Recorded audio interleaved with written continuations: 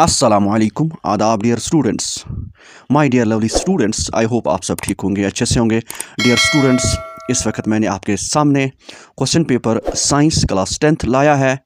2024 मार्च में जो एग्ज़ाम हुआ था उसका क्वेश्चन पेपर है, ठीक है। इस क्वेश्चन पेपर को हम सॉल्व करने की कोशिश करेंगे, जो भी मल्टीपल चॉइस क्वेश्चंस होंगे, ठीक है। और कौन सा पैटर्न आएगा, क्योंकि ये जो पैटर्न 2024 मार्च में आया था क्वेश्चन पेपर, वही पैटर्न 25 फेब टू मार्च में आएगा, ठीक है। तो चलो स्टार्ट करते हैं। पहले मैं आपको बताना चाहूँगा कि आपके पास 3 घंटे होते हैं और 80 मैक्सिमम मार्क्स होते हैं, ठीक है। और टोटल नंबर ऑफ क्वेश्चंस 40 होते हैं। यहाँ पर पहला क्वेश्चन सेक्शन ए का, यहाँ पर नोट यहाँ पर है, क्वेश्चन नंबर्स 1 से लेकर 18 तक are very short and 1 marks each question, ठीक है। यहाँ पर पहला क्वेश्चन जो आया था, ठीक है ना, a spherical mirror and a thin spherical lens have each a focal length of -15 centimeter. The mirror and the lens are likely to be, देखिए, जब यहाँ पर बोथ मिरर और लेंस की जो फोकल लेंथ -15 होती है, तो इसमें बोथ कनकेव होता है, ठीक है, बोथ कनकेव। इसके बाद क्वेश्चन नंबर यहाँ पर 2 है। 2, which of the following statements is correct? कौन सा स्टेटमेंट करेक्ट है? A person with myopia can see distinct objects clearly. ये जो सारा पढ़ के मैंने पढ़ा है, आप भी पढ़ना। तो इसमें सी पार्ट जो है, A person with myopia can see nearby objects clearly. ये जो myopia का पेशेंट होता है, वो नज़दीक के ऑब्जेक्ट्स अच्छी तरह से देखते हैं, लेकिन जब भी ये 2 मीटर से ज़्यादा इसकी डिस्टेंस हो जाती है, इसको कम नज़र आता है, ठीक है। तो यहाँ पर सी पार्ट इसका सही आंसर है, ठीक। उसके बाद हाँ, यहाँ पर 3, a person cannot see distinctly object kept beyond 2 meters. सही है ना। तो मायोपिया पेशेंट जो होता है, 2 मीटर से ज़्यादा इसको मुश्किल होता है देखने में। This defect can be corrected by using a lens of power. वो होता है ये -0.5। मैं आपको बताना चाहूँगा किस तरह से होता है, ठीक है। ये जो लेंसेज, यानी ये जो कॉनकेव लेंस होता है, कॉनकेव लेंस, ठीक है, कॉनकेव लेंस, इसकी जो फोकल लेंथ होती है वो नेगेटिव में होती है। क्या होती है? नेगेटिव। यहाँ पर ये जो 2 मीटर से दूर इसको नज़र नहीं आता है, तो ये जो इसकी जो ये जो एफ होगा वो -2 होगा। अभी मैं आपको बताऊंगा ये जो this defect can be correct by using lens of power. वो लेंस ऑफ पावर कितना होगा? देखिए, पावर आपको पता होना चाहिए 1/f, जबकि यहाँ पर फ्रीक्वेंसी यहाँ पर 2 है, लेकिन लेंस लगा, ये जो कनकेव लेंस लगेगा ना इसको, उसकी जो एफ होता है वो नेगेटिव, फोकल लेंथ नेगेटिव होते हैं, ठीक है। तो जब आप 1 को डिवाइड करोगे 2 से, आंसर आएगा -0.5, है ना, वही हाफ होगा ना, वही। तो इसका मतलब ये है, ठीक। उसके बाद यहाँ पर और एक क्वेश्चन है। हाँ, question 4, the energy given to each coulomb of charge passing through 6V battery is 6 volt battery. तो आपको पता होना चाहिए, इसके लिए जो फॉर्मूला है वो आपको 6V इंटू ये एनर्जी हम करेंगे ईच। अगर यहाँ पर ईच है तो 1, अगर 2 है तो यहाँ पर 2 डालोगे।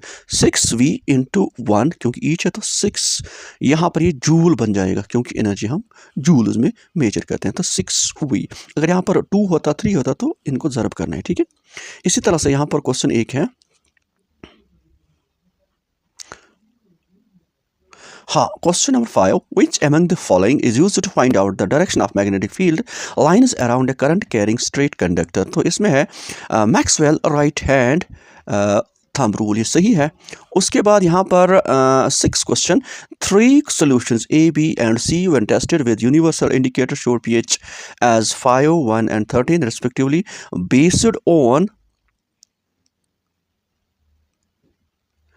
Based on this observation, choose the correct statement from the following. इसका सही आंसर है डी पार्ट। उसके बाद यहाँ पर शायद इसमें पार्ट सी, मैं यहाँ पर कॉन्फिडेंट नहीं हूँ, आप खुद भी देख सकते हो, ठीक है। उसके बाद क्वेश्चन 8, ये आप खुद करना, ये क्वेश्चन नंबर 8, मुझे इसमें कुछ डाउट लग रहा है, इसलिए मैं आपको नहीं यहाँ पर आंसर बता सकता, ठीक है। उसके बाद 9, an element reacts with oxygen, इसका जो आंसर है वो है कैल्शियम, ठीक है। उसके बाद यहाँ पर there should be an object be placed in front of a convex lens to get a real image of the size of the object. उसके लिए साइज ऑफ द ऑब्जेक्ट जो आप मिरर में देख रहे हो, साइज ऑफ द ऑब्जेक्ट जो है वो ट्वाइस होना चाहिए, फिर तब जाके आपका आंसर ये at twice the focal length, ठीक है। उसके बाद यहाँ पर which one of the following properties is not generally exhibited by ionic compounds, वह है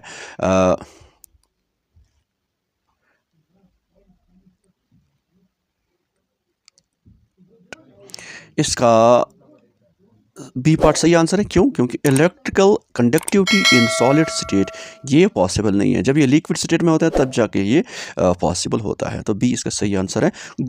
12 growing fetus derives nutrition from mother's blood through placenta, सही answer. 13 characters that are transmitted from parents to offsprings, इसका सही answer है B part.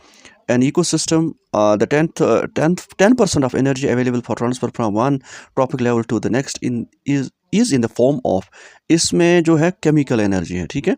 उसके बाद यहाँ पर 15 which is the correct sequence of components of a reflex arc, ये है जनाब ये है डी पार्ट, इसका सही आंसर है डी पार्ट, ठीक है। उसके बाद यहाँ से देखिए आप क्वेश्चन नंबर 16 से लेकर 18 तक आपके पास क्या होगा, क्वेश्चन होगा ABCD में, इसमें होगा, और इसमें आपको क्या कोड्स दिए होंगे मैं आपको बताने की कोशिश करूँगा।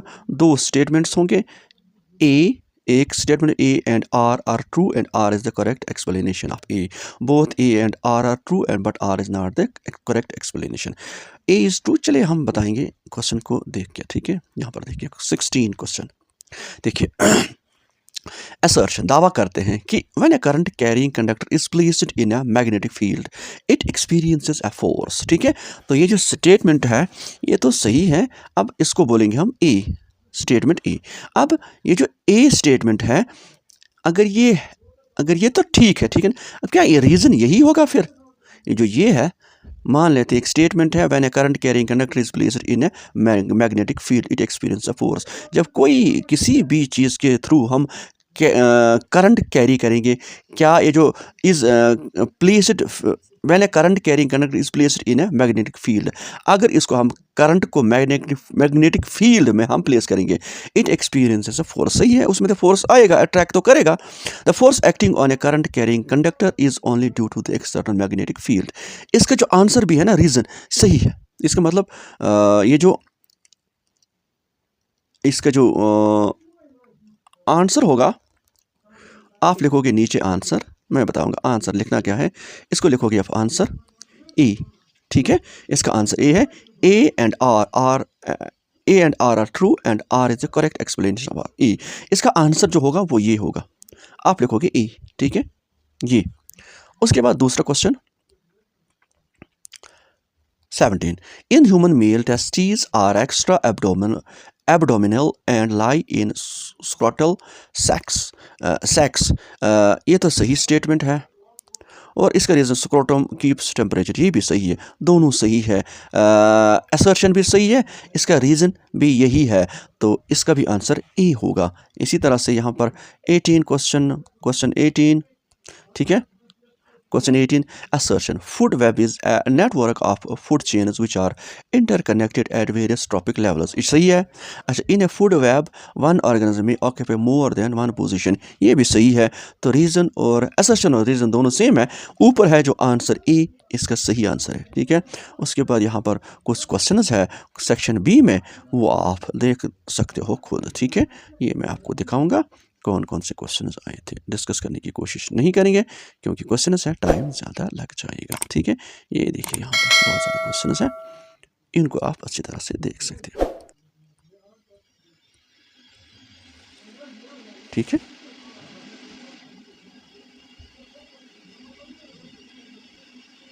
ये देखिए,